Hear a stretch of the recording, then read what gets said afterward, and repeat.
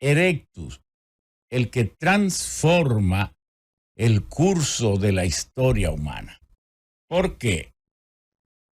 Porque él fue que descubrió cómo producir el fuego a voluntad. Claro, el hombre conocía el fuego de los volcanes, el fuego de los bosques, cuando se encendían por una descarga eléctrica, por tantas razones, el fuego de los geysers, la gran temperatura, el gran calor de los geysers, lo conocía el hombre. Pero ¿qué era lo que él no podía? Producir el fuego en el momento y en el lugar donde estuviera. Claro, podía ir y tomar unas brasas de los volcanes, un tizón encendido de los bosques. Podía hacer eso. Buscar de alguna manera, con algún cuasi recipiente, aguas calientes de los geysers. Lo que él no podía era en cada noche, para defenderse de las fieras, encender una fogata o hacer una tea. Digo, algunos podían, tal vez, buscando brasas, guardándolas, manteniéndolas para... Claro, pero eso no era... No en todas las partes hay volcanes y no siempre hay fuego en los bosques. Pero lo que él quería era poder producir el fuego a voluntad, y lo logró frotando piedras, frotando maderas, con artificios, con tenacidad. Lo logró. Entonces, ¿por qué cambió su vida? Cambió porque entonces pudo hacer fogatas para defenderse de las fieras. Él, que vivía en cuevas muy protegido, entonces pudo hacer teas, hachos, que también ahuyentaban, pero sobre todo pudo usar horas de las noches, que al principio solo usaba las horas del día. Y ante todo, pudo irse a los lugares fríos del planeta, porque hasta que el hombre no se hizo maestro en saber producir el fuego a voluntad, no pudo habitar las zonas frías del planeta, porque el frío los mataba. Lo mataba totalmente. Entonces, tan pronto pudo producir el fuego a voluntad, se fue aventurando a la zona fría hasta que habitó todo el planeta. Pero queda algo más importante aún: cocer los alimentos, porque los alimentos crudos llevan como 10 veces más tiempo para ser digeridos. Entonces, el homínido, ese Homo erectus, vivía casi como viven hoy las cabras, las bestias, las vacas, como viven hoy los simios, los gorilas, los chimpancés, como recolectando alimentos, comiéndoselos crudos, y entonces teniendo que dormir tiempo para poder digerirlo. Y no le sobraba tiempo para nada. ¿Qué ocurrió entonces? Que al digerir los alimentos se le acortó el tiempo. Al cocer los alimentos se acortó el tiempo de la digestión. Y entonces le sobró tiempo para hacer nada. Y el ocio es el inicio de la inteligencia, porque el que no tiene nada que hacer empieza jugando, luego ideando sueños, haciendo tonterías, y las variaciones de esas tonterías en millones de años, ¿qué provocan? Un desarrollo de su imaginación. Y eso fue lo que incidió en crear la inteligencia. Mire qué bien. Y una vez inteligente, fue convirtiendo su vida de recolector solamente en sedentario, se fue asentando, fue haciendo agricultura elemental. Y por ahí, por el Neolítico, ya al inventar coas de piedra, al ir inventando ánforas de arcilla, inventando instrumentos cortantes de piedras lajas filosas, y fue haciendo tantas armas de madero y de todo eso. Entonces empezó el comercio. ¿Qué fue lo primero que se empezó a intercambiar? El comercio empezó por el intercambio, lo que le llaman el comercio de regalo. ¿Y por qué el comercio de regalo? Porque al no existir el dinero, lo que se hacía y no tener un concepto muy específico del valor, entonces intercambiaba lo que le sobraba. Y lo primero que intercambió fue las cosechas que le sobraban. Por mucho tiempo, por muchos siglos, el hombre solo producía agrícolamente lo que necesitaba él, su familia o la comunidad. Y todo eso se compartía, pero luego que empezó a sobrar y se empezó la especialización, empezó la fabricación o la producción de objetos, de vasijas, de armas, entonces empezaron a intercambiarse cosas con ese concepto del comercio del regalo. Te doy esto, tú me das aquello, te doy esto, tú me das después lo otro, un intercambio.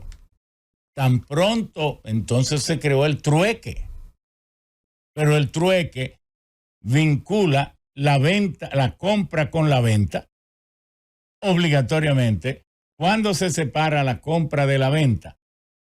Cuando nace el dinero, porque yo te vendo y guardo mi dinero y te compro cuando yo quiera con mi dinero. Entonces el trueque se rompe cuando nace el dinero, porque se pueden independizar la compra de la venta y separarlo de la ganancia. Oigan, qué conceptos importantes. Separar la compra de la venta. Mientras reinó el trueque solamente, la compra y la venta tenían que darse al mismo tiempo. Yo te doy esto, tú me das aquello. Luego nace, yo te doy esto y tú luego me das tal cosa. Pero cuando nace el dinero, ahí se independizan las acciones. Yo te compro, tú me pagas con dinero. Yo te compro y te pago con dinero. Bueno, tú me vendes y yo te pago con dinero. La compra puede hacerse cuando se quiera y se necesite, y la venta también. Se separan las dos. Pero ¿qué ocurre? Que como la vida del hombre, el llamado progreso del hombre se ha fundamentado en el dominio de pocos hombres sobre la mayoría. La riqueza es la materialización de la envidia, de la avaricia y del sentido del dominio y de la imposición del terror de uno sobre otro. Aparecieron unos hombres más fuertes que otros que le quitaron a los otros las mejores tierras, que los sojuzgaban en guerra y le imponían la esclavitud, y fueron haciendo la tremenda acumulación originaria de capital, que es el resumen del ahorro de la humanidad hoy en día. Y si bien hay mucha riqueza que nace de la genialidad y de muchísimas cuestiones positivas, la mayor parte de la riqueza es el resumen del odio, del egoísmo, de la avaricia y del terror de unos pocos sobre la mayoría. Y así es que se construye el gran ahorro de la humanidad, que se llama la riqueza. Por eso no hay riqueza bendita. No la hay. Usted se pone a buscar en este país el origen de la riqueza y todas o están manchadas de sangre o están manchadas de savia. O acabaron con los bosques o acabaron con la gente. una de las dos. O acabaron con el Estado a través de la corrupción, el contrabando, apoderándose de las tierras supuestamente comuneras y de todo, y haciendo contratos mal habidos, bueno, y ahí empieza, ahí termina todo. Pero volviendo al comercio, el comercio data desde la historia de la humanidad.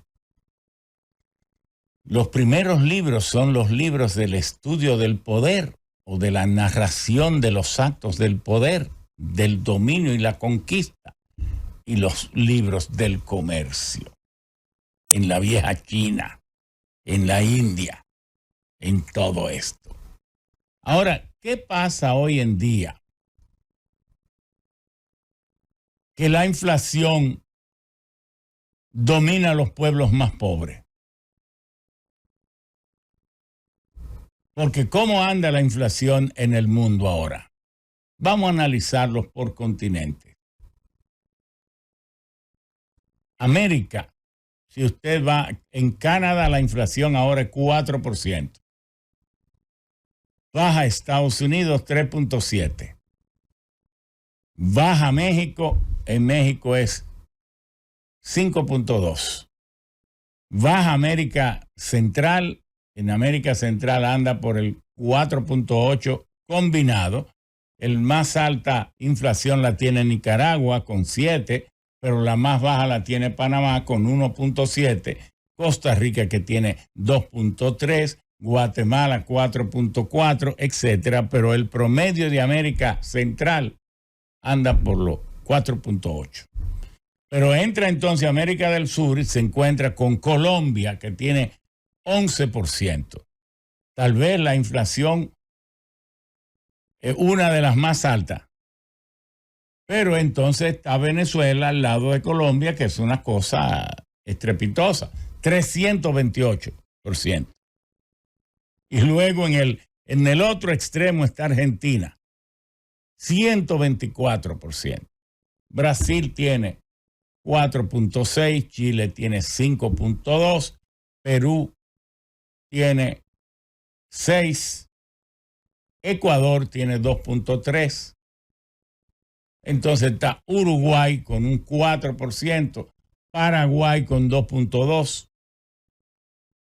Pudiéramos decir que el promedio de América está entre alrededor de 3.9 a 4%. Como Brasil tiene un peso tan grande y tiene 4.6, digamos que 4.8. Es el promedio de la inflación de América del Sur, Suramérica, y ya dijimos que un 4.8 también en América Central, y entonces entre Canadá y Estados Unidos tienen 3.8. El promedio de América pudiera ser 4. Pero en Europa, el promedio de Europa es 6.2.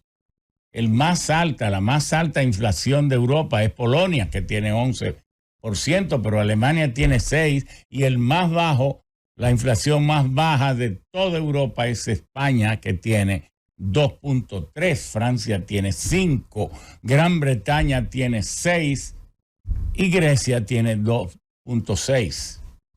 Italia tiene 4.5%.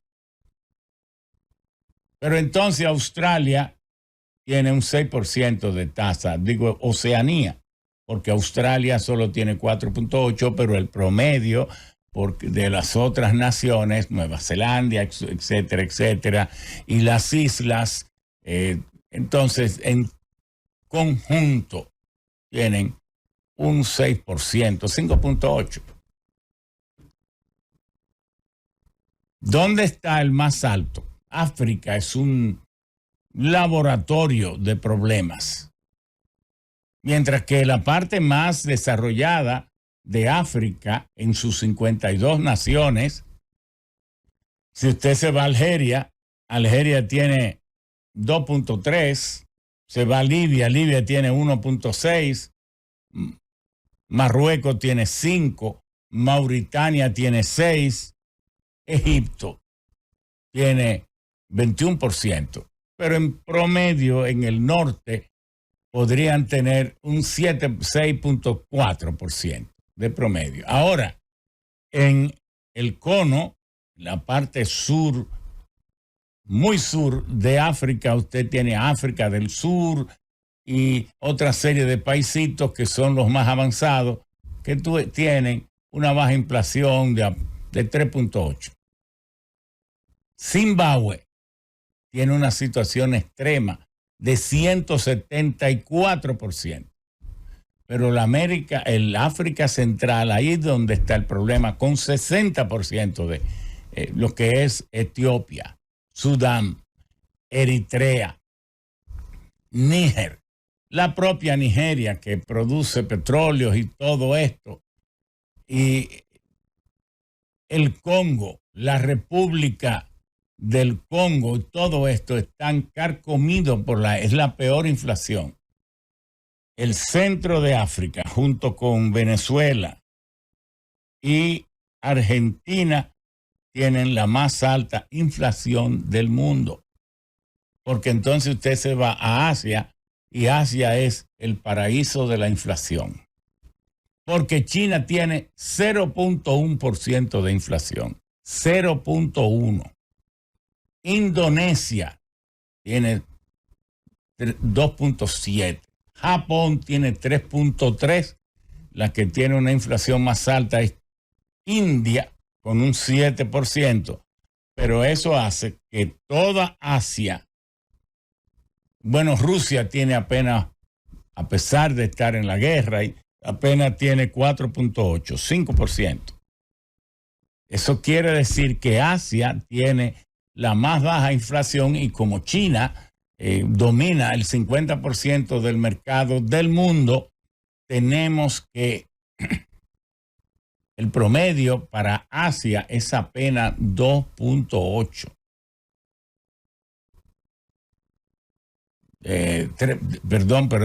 Perdón. No, China tiene 0.1, es 3.1. Es la inflación más baja del mundo entero. Entonces, recapitulamos. Asia es la más baja, con China con 0.1. Asia, un promedio de 3.1. Y pudiéramos decir que toda América con un 4. Europa con un 6. África sube a un 32, porque aunque tiene las partes más desarrolladas de África con una inflación baja, el centro de África tiene un promedio de 60% de tasa inflacionaria, lo que coloca a África en un 30 y tanto por ciento. Y tenemos entonces a Oceanía con un 6%. El comercio, el mejor aliado del comercio es la estabilidad de precios. Pero ¿qué pasa? Que vino el neoliberalismo y quiso destruir la función de los gobiernos. Vino el neoliberalismo y vino Fukuyama, escribe El fin de la historia. Vienen otros pensadores, viene Reagan, impone aquí en América la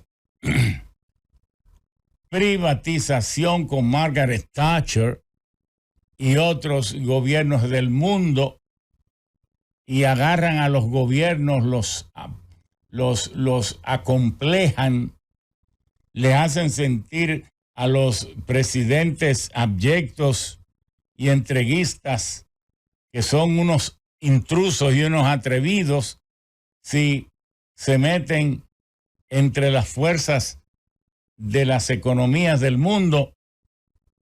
Y entonces el neoliberalismo redujo o intentó reducir la fuerza estabilizadora, la función de guardián del bienestar público, la función de ente imparcial pero compensador que tiene el gobierno por ser usualmente el agente individual de mayor potencia, porque los presupuestos de los pueblos los ingresos, la presión tributaria suele rondar entre el 26-27%, y en los países más desarrollados el 30% del PIB, del Producto Interno Bruto, lo que hace que el gobierno sea un agente económico fundamental, el primer comprador, y entonces el garante del bienestar colectivo. Por tanto, hablar de que, como pretendió el neoliberalismo, poner a los gobiernos contra la pared, todo eso se cayó, se desplomó cuando vino la pandemia hace 3 años. No apareció una gran empresa del mundo que diera un centavo. Y si dieron, fueron cosas ridículas. Dominaban la economía, destruyeron la imagen de los gobiernos, los pusieron como mal administradores, como corruptos, tuetanarios, de todo. Desacreditaron los políticos que ya no necesitaban que nadie los desacreditara, porque ellos mismos se habían encargado de demostrarle a la sociedad que son puro estiércol, la mayoría, y entonces ese neoliberalismo estuvo ausente en el momento trágico de la humanidad. No apareció, y entonces las farmacéuticas ganaron más dinero que nunca, y hay hasta duda de si han manipulado los virus, las bacterias, los microorganismos para ganar más dinero. Porque como el mundo no entendía bien esto de los microorganismos patógenos, ni lo entiende todavía, los hongos, los virus, las bacterias, los protozoos y los helmintos y otros, entonces el monopolio por la ignorancia, el monopolio de las grandes farmacéuticas y laboratorios es total. Manipulan la salud de los seres humanos. Y como nos han obligado a vivir en un mundo, en el mundo de los monopolios, tenemos que usar unos combustibles fósiles que los producen 10 o 12 grandes compañías en un oligopolio total.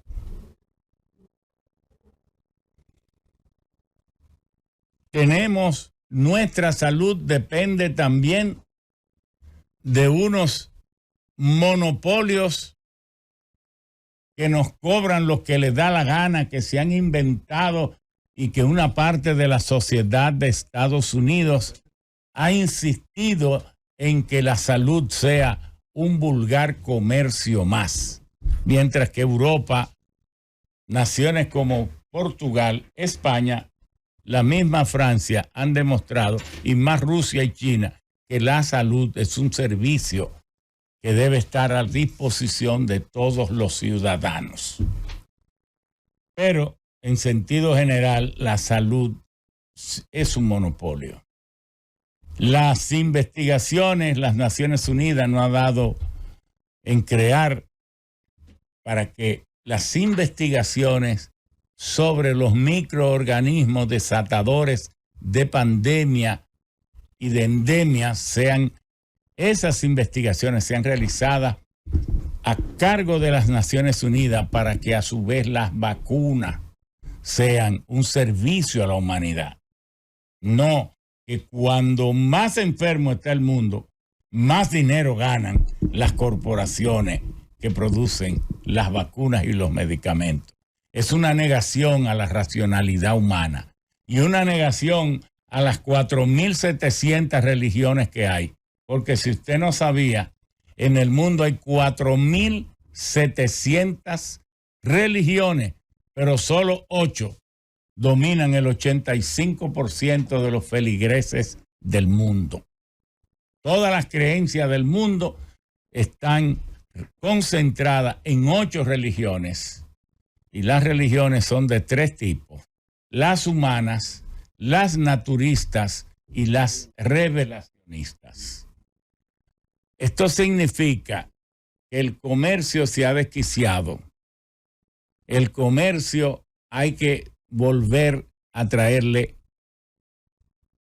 armonía. De 1815 a la Primera Guerra Mundial ocurrió la primera gran expansión global del comercio en el planeta. De 1815 a la Primera Guerra Mundial fue una expansión del comercio prácticamente sin receso, sin pausa. Pero en el 20 pasó la guerra, en el 20 hubo una tremenda expansión, por eso le llaman a la década del 20 la década de la comodidad, de las comodidades. Porque fue en esa década que se expandió el automóvil, las neveras, los refrigeradores. Hasta el 20 lo que habían eran cajas térmicas y fábricas de hielo en cada pueblo. Había que ir con un vehículo o con un caballo a buscar los bloques de hielo. Y esos pedazos de hielo en las casas o en los comercios se metían con paja y entonces ahí conservaban el frío. Las neveras se inventan en el 1921. Y de ahí es que se expande. Ahí, en esa década es que nace la radio. En esa década es que nace las aspiradoras para limpiar las casas. Pero en esa década es que se generaliza el uso de la bombilla, que había sido creada por Thomas Alva Edison con el filamento incandescente en 1882 y que había puesto en Wall Street las primeras 10,000 bombillas con el financiamiento de JP Morgan. Y entonces, pero ¿qué pasa? En el 20 es que viene la Gran Depresión Mundial, donde cayó el comercio otra vez a niveles impresionantemente bajos. Fue entonces haciendo lo que pudo hasta llegar la Segunda Guerra Mundial, donde el comercio fue una prosperidad absoluta para América, porque América nunca ha estado en una guerra mundial, no ha sido escenario de guerra mundial nunca. Todos los otros continentes, hasta Australia, han sido escenario de guerras mundiales, excepto América. América nunca ha estado en una guerra, ha ido a pelear en la guerra de otros y en las guerras mundiales, y ha tenido guerra dentro del propio continente, pero América no ha sido nunca escenario de guerra. En nuestro continente, el preferido del mundo, porque todos los otros continentes están en un hemisferio del planeta. Asia y Europa están uno al lado de otro en el hemisferio norte. África está en el hemisferio 95% en el hemisferio sur. Oceanía está ya en el fondo, en el hemisferio sur, pero ¿cuál es el único planeta que divide el planeta en dos? ¿Cuál es el único continente que divide el planeta en dos? Es América, que va del polo norte al sur, el único. Pero además que tiene todas las estaciones al mismo tiempo. Asia está siempre en una estación. Europa también. África también. ¿Cuál es el único continente que tiene invierno, verano, primavera y otoño al mismo tiempo? Es América. El continente que tiene todos los trópicos en sí, el trópico de Cáncer y el trópico de Capricornio. América lo tiene todo. Es también el segundo en tamaño. El primero es Asia, que tiene 44 millones de kilómetros cuadrados. América tiene 42 millones de kilómetros cuadrados. África tiene 30.1 millones de kilómetros cuadrados. Entonces está Europa con 10.02 y luego sigue Oceanía con 9.3. Bueno, vamos a hacer entonces un pequeño resumen. Como el comercio empezó en el Neolítico, al sobrar de las cosechas, porque antes los que producía la tierra en la agricultura, cuando empezó a hacerse sedentaria, apenas alcanzaba para alimentar a quien la sembraba y su familia y la localidad. Empezó el comercio cuando sobró algo de la agricultura. Tengo algo que me sobra, lo tengo que cambiar. Empezó por el comercio de regalo. No había un concepto claro del valor de las cosas. No había surgido el dinero. Entonces se entronizó el trueque. Pero el trueque hace coincidir la compra con la venta. Pero cuando aparece el dinero se separa la venta de la compra, que es la magia del comercio. Que tú no tengas que comprar al mismo tiempo que vender. Con el dinero nos independizamos. Yo compro lo que quiero, pagando con dinero. Y entonces vendo cuando quiero y me pagan con dinero. La magia del comercio, ahí el comercio se fue, adquirió todas las características de ser regional y global. Y ahora, con el nacimiento del dinero electrónico, del dinero plástico, del dinero online, del dinero en todas las formas, de la multiplicación de la banca, porque las bancas dominicanas, como la banca del mundo, nunca le han explicado al pueblo que ellas multiplican el dinero. El Banco Central pone en circular una masa, pero cada vez que un banco presta, teniendo un encaje que es apenas una fracción, que puede ser un 10, un 8, un 7, entonces los bancos mismos multiplican el dinero sin que lo haya emitido el Banco Central. Es el banco, es el dinero bancario que es más fuerte que el dinero fiduciario manejado por el Banco Central. De eso vamos a hacer un programa un día. De eso, porque el mundo expresa de ese instrumento que se llama dinero.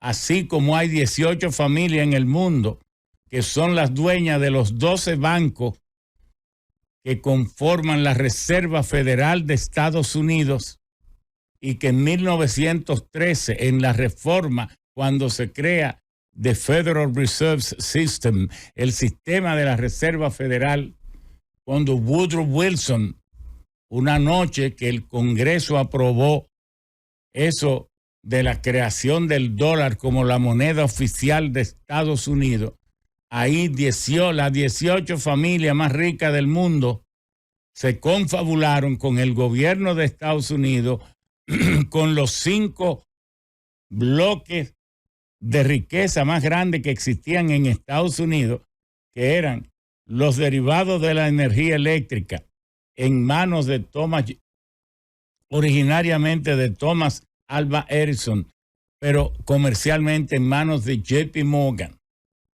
El negocio del acero, que el acero empezó a ser el material estructural fundamental de la humanidad, y para ya la US Steel controlaba el 98% del acero del mundo. El negocio de los ferrocarriles, controlado por Cornelius Vanderbilt. El negocio de la producción en masa de automóviles, controlado por la Ford y la General Electric. Y entonces el negocio financiero, bancario, de las 18 familias que dominaban todo, entonces se apoderaron del dólar, y por eso es que la Reserva Federal de Estados Unidos tiene 13 miembros. El presidente nombra al presidente de la Reserva, pero esas 18 familias más ricas del mundo, con los 12 bancos más mayores del mundo, que son miembros de la Reserva Federal, determinan la vida del mundo sin nosotros saberlo. Cada año hay que emitir ya $1 billón. Emitir un dólar vale 4 centavos. Pero cuando no vale nada el dólar, cuesta 4 centavos imprimirlo. No vale nada. Es la gente la que le da valor cuando lo acepta. El mundo le da valor cuando lo acepta. Cuesta 4 centavos de dólar imprimirlo. Pero ¿cuánto vale cuando circula? Vale 100. ¿Quién se apodera de los 96 centavos? Ese artificio llamado Reserva Federal, que maneja a su vez the Treasury Department, el Departamento del Tesoro de Estados Unidos, donde se hace el juego de la humanidad. Y por eso es que ahora están naciendo otros tipos de esfuerzos para crear otros tipos de moneda. Están llegando nuestros invitados. Vamos a hacer una pausa y al retorno, entonces, vamos a presentarlo con este título, con la comida de los pueblos no se juega. El título